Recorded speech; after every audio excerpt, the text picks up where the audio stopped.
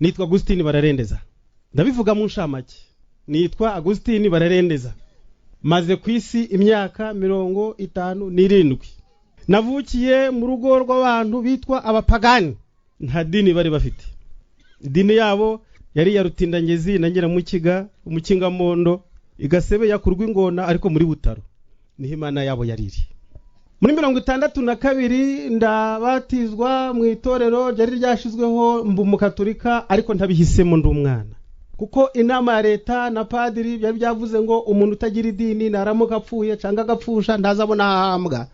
Ubwo rero kubera yuko data yaradufite turi babiri aratubwira ati bana banje umunsi mwapfuye sinzabona aho kubahamba.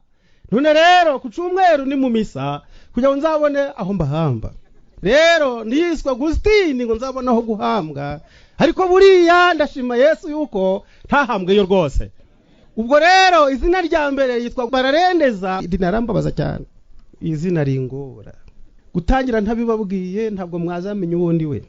Buriya izina mu nyumva niryo ndaryanga cyane. Iri zina ndaryanga rwose. Ari rya kabiri rya Agustin ndaryanga kuko nariheshejwe no kuzabona igituro. Irya mbere ryo nakaga karushijeho. Data agiye gucirira ikibwana hitwa mu Kabere muri komine Nyakinama. Agezeyo asanga ibibwana ntibyakuze ntibiri kureba, biracahumye ntibirabona amaso. Abisigayo. Ariko yari yagambiriye ko icyo kibwana nakizana. Aracita izina nitwa. Asanze bidakuze aragaruka asanga mama yabyaye. Ati rero buriya igitekerezo byanje mbonye aho mbishira. Iryari izina ry'imbwa ribiri ry'umubwiriza hano. Kandi koko buriya reka mbabwire imibereho yanje nari nkwiye kwitwa izina ry'ububwa kuko ntabwo nagize imibereho ishimishije Imana n'abantu. Imana ishimwe kigiye gikwiriye kigeze yarampamagaye ngo mpindurirwe izina. Hari somo rijari nezeza ngo unesha nzamuha izina risha ritazwe n'iki. Ahari weho ufite izina ryiza iryo ntuzarihabwa. Ariko naruvise ngo abakera ngo izina ryiza ntiryabujije. Bese muri mwe hari ufite izina ruruti ryanjye. Uri kubona ko Yesu atazirwa ararihindura. Muri uyu mwanya tugiye kwiga ijambo rigufi rivuga ngo ministeri zabuze abakozi. Ministeri zitagira abakozi. Yesu yakinguye imiryango ngo twinjiremo tuje muri zo office gukora ariko abakozi ntibari binjira. Batoye imirongo kuri za ministeri hari ikigali. Batoye imirongo ku bigo by'amashuri basaba akazi. Yesu yatanze umurimo hano abantu ntibaje ngo baje muri biro gukora. Bibiliya nsigaye ndayisoma ikanezeza cyane. Bibiliya ni igitabo kigenda gikura muri jewe kiragenda kizamuka cyane. Nasomye ko Bibiliya ari igitabo kiresha n'umuntu wese. Urwego urimo kiba kiresha nawe. Kiragusanga kikagusangayo. Kikagukura hasi n'uburuho hasi mu bitekerezo byo hasi ukaba uri maraya uri umujura uri gisamba nkuko narindi Bibiliya ikagusanga mu bujura mu busambanyi mu buriganya mu bubesha. Ikazi karesha nawe igasa naho iri kubesha nayo ikazi karesha nawe ikakuzamura mu ntera aho wabugeze hose uzahasanga Bibiliya. Bibiliya rero yarantangaje. Hari ikintu Bibiliya nasomyemo ngi muri iminsi ndayibaza Bibiliya we nubu niri somo wari urifite. Reka dusome muri Mariko igice ca 3. Isomo ryanteye ubwoba bayobozi. Mariko igice ca 3 ni isomo ryantangaje cyane rintera ubwoba. Kanze nsome mwumve. Ndababaza akabazo maze kurisoma. Yongera kwinjira mu isinagogi asangamo umuntu unyunyutse ukuboko. Bagenza Yesu ngo barebe kamukiza ku isabato babona uko bamurega. Bagenza Yesu ngo barebe kamukiza ku isabato babona uko bagenza bate. Babona uko bamwizera babona uko bamurega. Abwira uwo muntu unyunyutse ukuboko ati haguruka uhagarare hagati mu bantu. Arababaza ati mbese amategeko yemera ko umuntu akora neza ku isabato cyangwa gukora nabi gukiza umuntu cyangwa kumwica? Bamusubiza ngo iki? Bibiliya yawe ivuga ngo iki? Baramwihorera. Baramusuzugura mu yandi magambo bamukubana zero. Baramwihorera. Ijambo kwihorera bitandukanye no guhora gusa. Ntabwo ari uguhora. Kwihorera. Umuntu umwe yarambwiye ngo aho guhamagara badashaka kwitaba wahamagara abasinziriye. Iyugoda. Uko biri. Nubwo bombi batari kwitaba ariko baratandukanye. Guhamagara abatabishaka no guhamagara abasinziriye koko bombi ntibarakwitaba ariko uko biri umwe akangutse yakwitaba. Baramwihorera. Umwami wanje abararanganya mamasi. abararanganya mwamaso. Mariko gatatu abararanganya mwamaso. Aravuga ati rambura ukuboko kwawe. Amaze kumuhita iyo tegeko arakurambura arakira. Uwo mwanya abafarisayo barasohoka bigira inama n'abaherode ngo babone uko bamwica. Maze Yesu n'abigishwa be barahava baja ku nyanja. Abantu benshi barabakurikira bavuye i Galilaya, abenshi baturutse Yudaya, abi Yerusalemu, abi Dumaya, aho hakurya ya Yorodani nahereranye n'Itiro na Sidoni. Bumvise ibyo yakoze baza hwari. Umurongo wa 9 abwira abigishwa be kugumisha ubwato butoya hafi ngo abantu batamubyiga, kuko yakijije benshi. Cyo catumye abari bafite ibyago bose bamugwiraho ngo bamukoreho. Bose baraje ngo bamukoreho. Hari somo rije ari ngora ari kuryumva. Abadayimoni nabo bamubonye bagenje bate?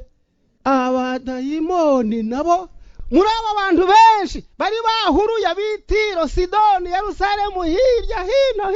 Noneho hazamo n'abaki? Abadayimoni nabo bamubonye bagenza bate? Bamwikubita imbere, barataka cyane, batera hejuru, bati kumbe uri umwana w'iki? Ariko ubundi abaye ari wowe uri gukora amavuna, umbabarire cyane ntunsubize, ariko utekereze. Ariko turashira mu kinyabupfura twumve, dushire muri logique, twe kwirirwa turizera, dushire muri logique. Logique harya ni iki? No gushira mu gaciro. Reka dushire mu gaciro twumve.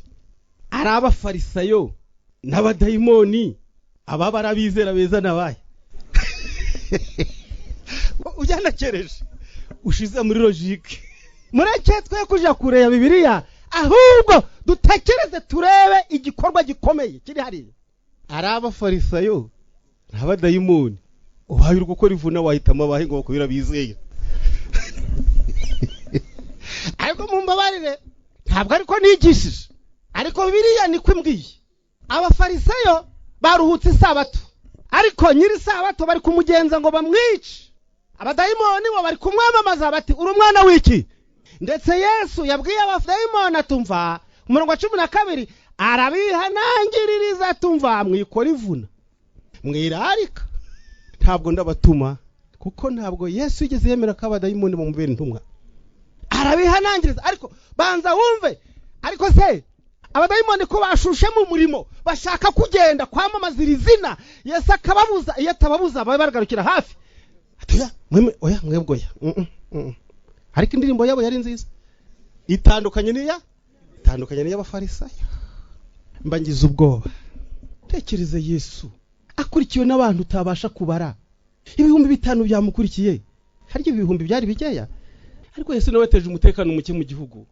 None se buriya aba bantu 5,000 byari byariye imigati ya Yesu bitashe bihaze, harya abafite za buranjuri aho Yesu yanyuze bari batanditse imigati, harya barayi bari guseka?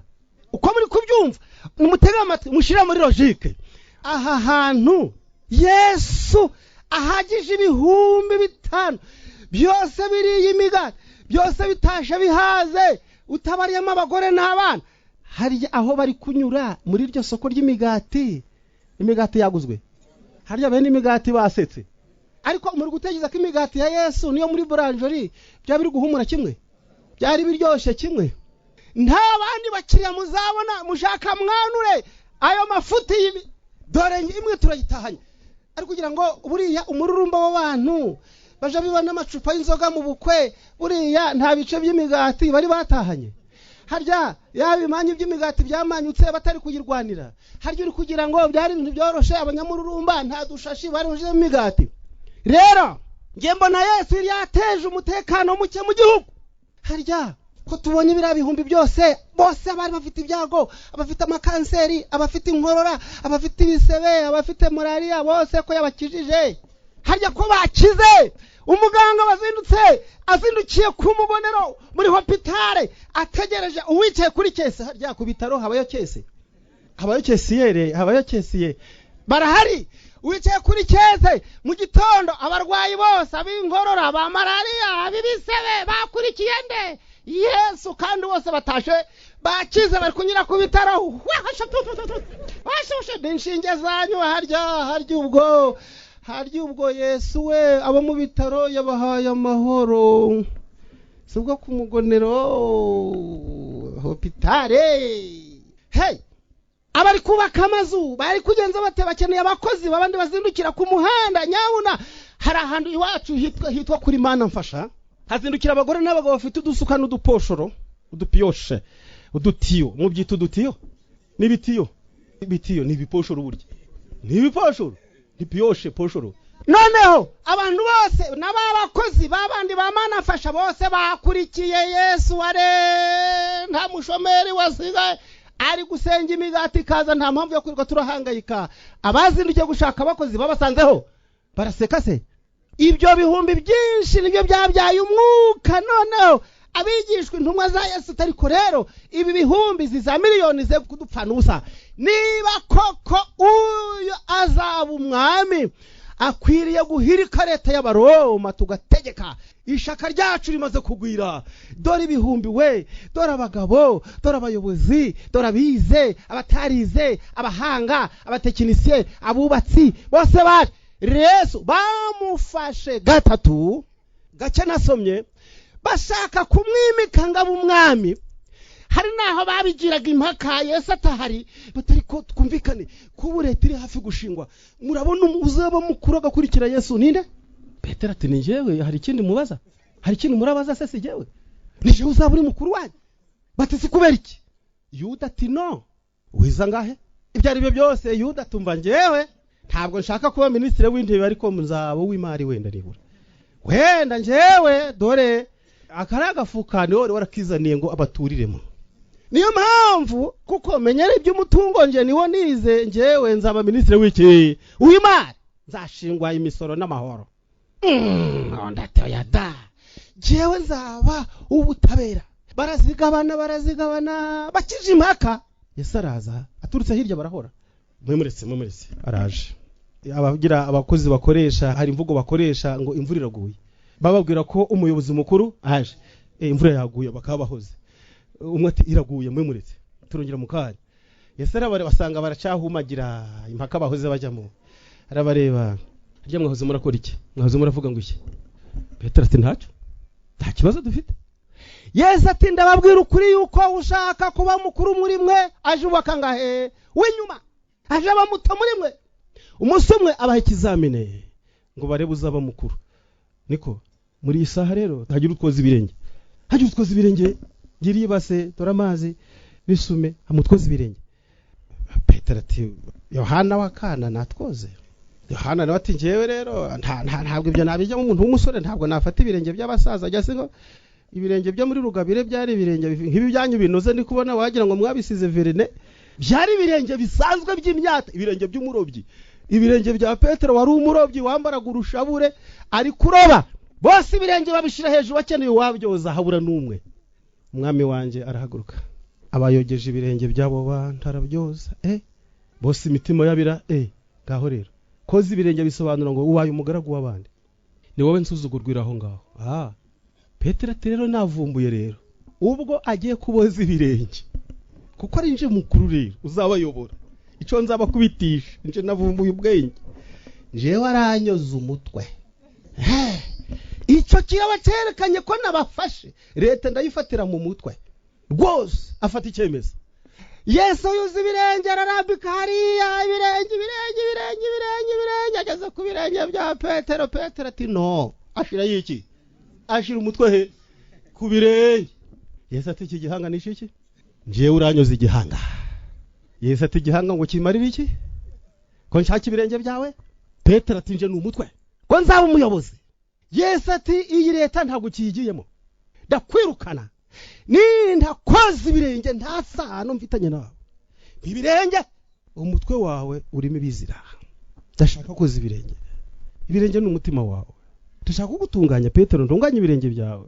Amaze kubaza ibirenge intambara ntiyashira, barakomeza bararwana. Nduzaba mukuru muri leta. Yuda akora propaganda ati nyabona dore abantu babaye benshi, uyu muntu ni mumwimike abo umuyobozi wacu birangire. Ariko igitondo kimwe bamaze imisi barwanira kumwimika. Yesu noneho asohoka atambuka nk'umwami, afata ya nkoni ya cami yigonze hejuru inkoni y'umwungeri, atambuka nk'umwami, areba nk'umwami, avuga nk'umwami. Ikibaya cyuzuye abantu bose barareba. Petero ati kabaye. Yuda ati uyu ni umunsi wa guverinoma. Mwamubonye? Bati twarebye. Aratambuka nk'umwami. Ibiganiro byashize, ibyivuga butumwa byashize, kurarika abashitsi bashize, barahibereye ibihumbi n'ibihumbi. Izuba ryari rirashe risa neza mu mirasire myiza kandi nejeje. Icyo gitondo cyari cyo kwimikwa k'ubwami koko. Babona Yesu azamutse umusozi kubera ko abantu ari benshi. None hazamutse umusozi, baramukurikira, baramwegera. Noneho Yesu akora umuhango wa cami wo kwimika ubwami. Ijambo yaragiye kuvuga, arivuga yicaye, aricara. Bose mu mitima yabo bati kabaye, leta irashinzwe, birabaye. Amaze kwicara, Matayo igice cya 5, Yesu abonye abantu ari benshi, azamuka umusozi, aricara. Agenza ate? Aricara. Amaze kwicara, abigishwa be nabo batumva. Rero umuntu wese yicare muri minisiteri, umuntu wese wicegera. Bibirangira ngo bose baramwegera, bicara bakurikiranye uko batekereza, barakurikirana. Buri wese uko abitekereza, nyamara ntarenga. Baramwegera, bicarana nawe. Noneho aterura amagambo yo gutangaza leta. Minisiteri ya mbere yatangaje, atangaza minisiteri ya mbere. Mwumve minisiteri ya mbere. Abantu bategereje ijambo ry'umukuru wakuyeho leta y'Abaroma, agiye kwimika leta nshya. Abaroma kabo karabaye, ibyabo bigiye gukomera. Minisiteri ya mbere irenze izindi zose. Umuntu agiye kwinjiramo. Yesu araterura ati hahirwa abakene mu mitima yabo, hahirwa abakene mu mitima yabo, kuko ubwami bwo mu ijuru ari ubwabo. Mbega minisiteri y'ubukene. Wari urangamiye minisiteri ya mbere yubika igihango. Iyi ni nzayijamo, minisiteri y'abakene. Ninde witeguye kuyinjiramo? Hahirwa abakene hehe mu mitima yabo. Minisiteri ntabarayijamo. Minisiteri y'ubukene bwo mu mutima. Reka tureke twumve. Hayindi sigaye inyuma se. Minisiteri kurikiyeho, hahirwa abashavuye, kuko aribo bazahoza. Minisiteri y'abashavu murayijamo? Arazikingura. Minisiteri ya mbere ni y'ubukene, iya kabiri ni y'ishavu. Uzi kandi iyi guverinoma y'ishavu. Hahirwa abashavuye, hahirwa abashavura, kuko aribo bazahozwa.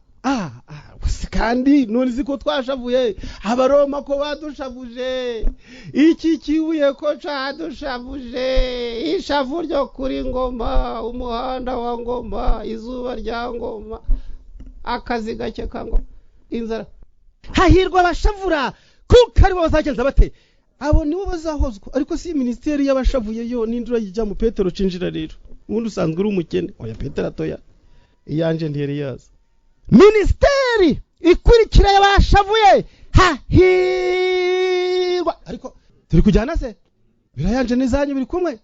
Izi minisiteri Yesu ari gushinga se zimaze kubona binjira bangahe? Mbese mwinjiye? Iyawe wayicakiye se? Hahirwa abagwaneza, kuko aribo bazagize bate. Bazahabwa isi? Nibwo bazahabwa isi yose. Abagwa? Reka ngubwire inshuti yanje, kugwa neza muri iki gihe iyi minisiteri uramutse uyinjiyemo, umugwaneza w'umwarimu, umugwaneza w'umudiregiteri, umugwaneza w'umucuruzi, mwayihera kadeni, umugwaneza w'umuganga, umugwaneza w'umutegeti, umuyobozi w'umugwaneza. Minisiteri y'ubugwaneza iragoye muri iki gihe. Minisiteri yo kugwa neza, ahantu hose ukagwa neza, kugwira neza. Abantu bo muri iki gihe ni ukwikoraho. Benshi baguye neza, bahuye n'amakuba. Ariko hahirwa abagwa neza, kuko ari bazahabwa isi nshya. Kugwa neza. Ntabwo minisiteri y'ubugwa neza yanejeje abantu bari bakikije iteraniro aho ngaho. Hahirwa abagwa neza, kuko ari bazahabwa isi nshya. Mujye murakagerekaho, nibo bazahabwa isi nshya. hahirwa abagwaneza nibo bazahabwa isi.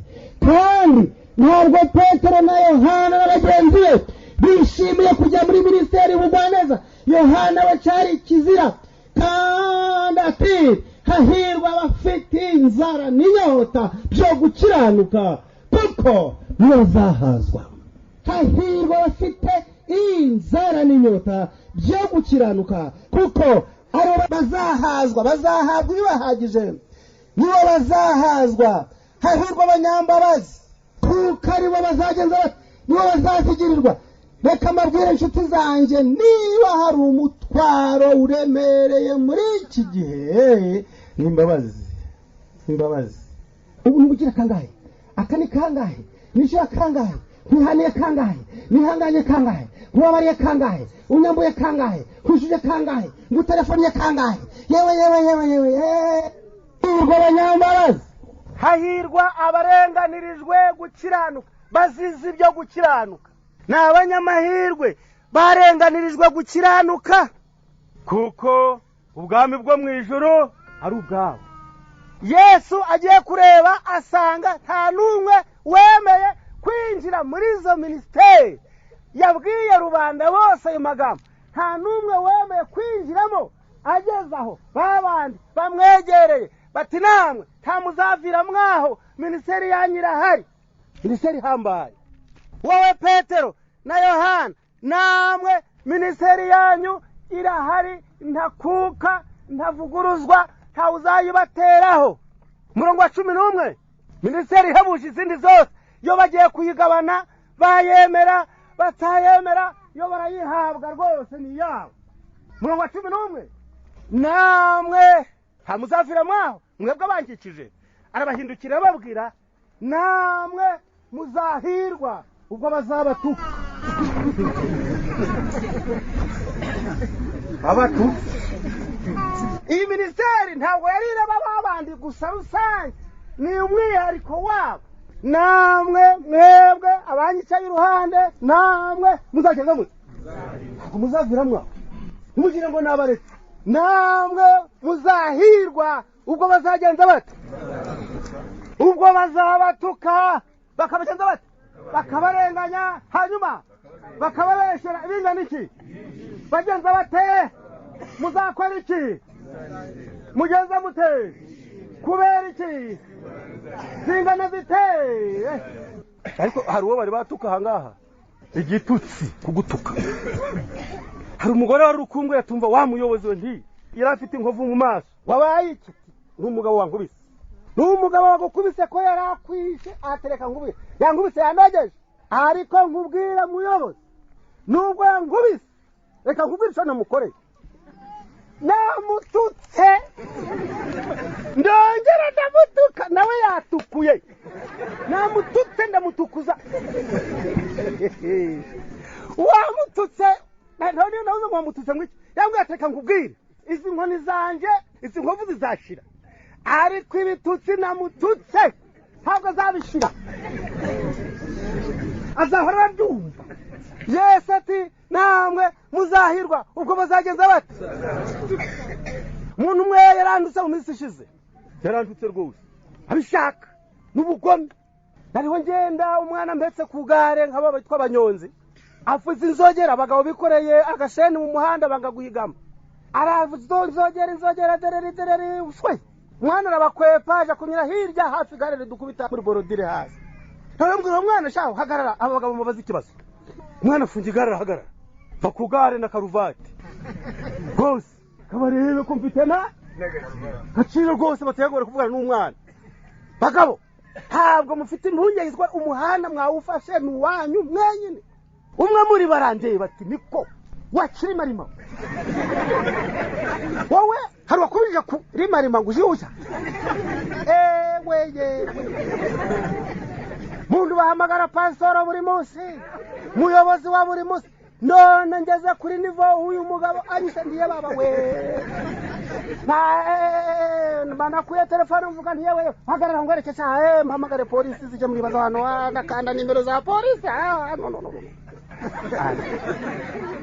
Telefone itarasona bwa mbere numvise ijwi rimpamagara rindi naryo rinduka koko se ntabwo rikirimo arimo koko none se ko ryavuzwe ngo muzahirwa niba bagenda bate Yesu yaravuze ngo bazatelefone polise uhamagaye nkande ntarasona ndakupa ndemeye mwana bayi kirimo arimo rwose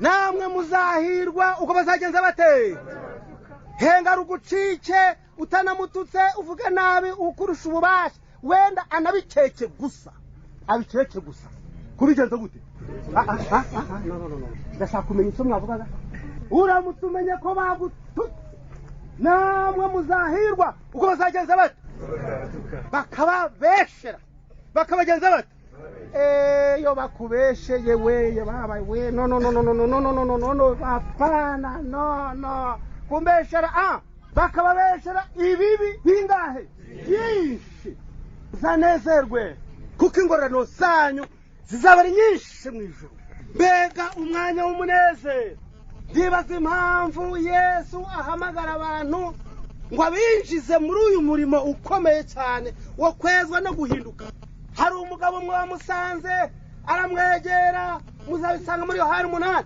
aravuga ati databuja ndagukurikira aho urajya hose Isramubwira ati wowe dore ingonzo zifite imyobo yo kubamo nibiyagurutse mu kirere bifite aho biragarukira nje umwana w'umuntu simfite kurambika umusaya wankurikira nkaguha iki undi ati jewe wanshize mu bare gukurikira ariko data yapfuye ntabwo ndaza ngiye kubanza nahamba data ariko kuguhamba se kwari ukubanza yafata imirage yo kwase ntabwo ari ukumuhamba gusa iso w'umukene ntagapfa iso w'umukene ntakagenza ati ariko aba basaza biba hari utuntu barundarunze kuva kera ariko bagifite ibyangombwa babishahagazemo bacu inyuma yabo hari abari gusenga batayikoma abandi bari kugenda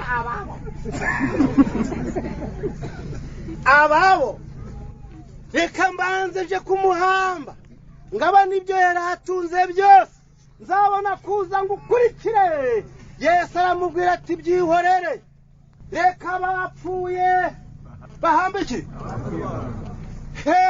hari abapfuye kabiri ko wapfuye ufite n'abapfuye Bibiliya yanje izimbwira amagambo atanga byihorere reka bapfuye bihambira abagenje bate hari abapfuye bahagaze bahambwe bahagaze uko nuko buri Imana ariko Yesu aradusaba kwinjira muri biriya byiringiro aradusaba kwinjiramo kandi niwe watubanjirije ziriya minisiteri zose Yesu yari umugwaneza Yesu yahoranaga ishavu n'intimba Yesu yahoranaga inzara yagakiza kabanyabyaha Yesu yari umugwaneza Yesu yararenganijwe Yesu yatutswe byinshi kandi ayo mahirwe yagabanya ikaruvari arashaka kuyadusaranganya twese mwese ni bangahe bashaka gufata muri izi minisiteri imwe gusa ushaka gufata imwe nagira imwe gusa ntabwo urazifata zose imwe irahagije reka muri uyu mwanya ibi byiringiro bibaka imitima yacu no kwinjira muri uyu munezero wa Yesu biba umugabane wacu iteka ryose kubwa Yesu umukiza wacu amen.